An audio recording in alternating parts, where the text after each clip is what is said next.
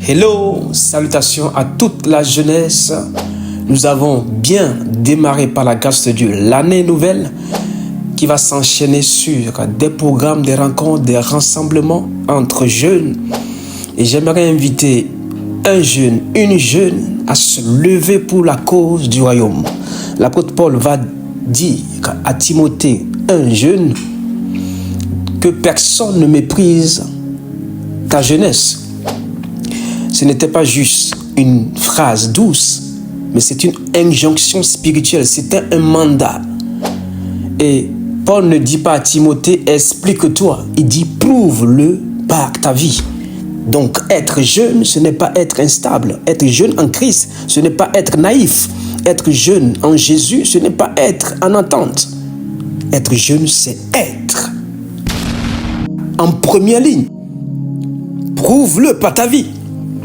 Et ta vie compte. Tu as un message. Tu as ton mot à dire. Être jeune, ce n'est pas être instable. Être jeune en Christ, ce n'est pas être naïf et ignorant. Être jeune en Jésus, ce n'est pas être en attente, en mode silencieux. Être jeune, c'est être en première ligne. Personne ne fera taire ce feu en toi. Et tu ne vas pas pleurer quand tu seras une personne âgée. Je te demande d'être équilibré par le Saint-Esprit et refuse la tiédeur. Car la tiédeur ne vient pas de Dieu. Elle vient de la peur, du regard des autres et du confort religieux. Jeune, tu ne seras pas un crétin ni religieux. Car il cherche, Jésus cherche des jeunes qui vivent dans le vrai.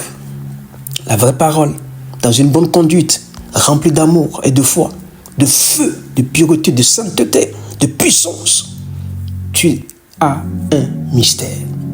Et le monde n'a pas besoin des jeunes sages sans feu. L'église, c'est-à-dire les assemblées, les rencontres, n'ont pas besoin des jeunes morts. Ils cherchent une génération vivante qui brûle sans se disperser et qui avance sans s'excuser. Ne laisse personne mépriser ta jeunesse. Donc, je t'invite à ces différentes rencontres avec des dates et des heures précises. Et ça sera boum et feu. Que Dieu te bénisse, votre serviteur. Amen, amen.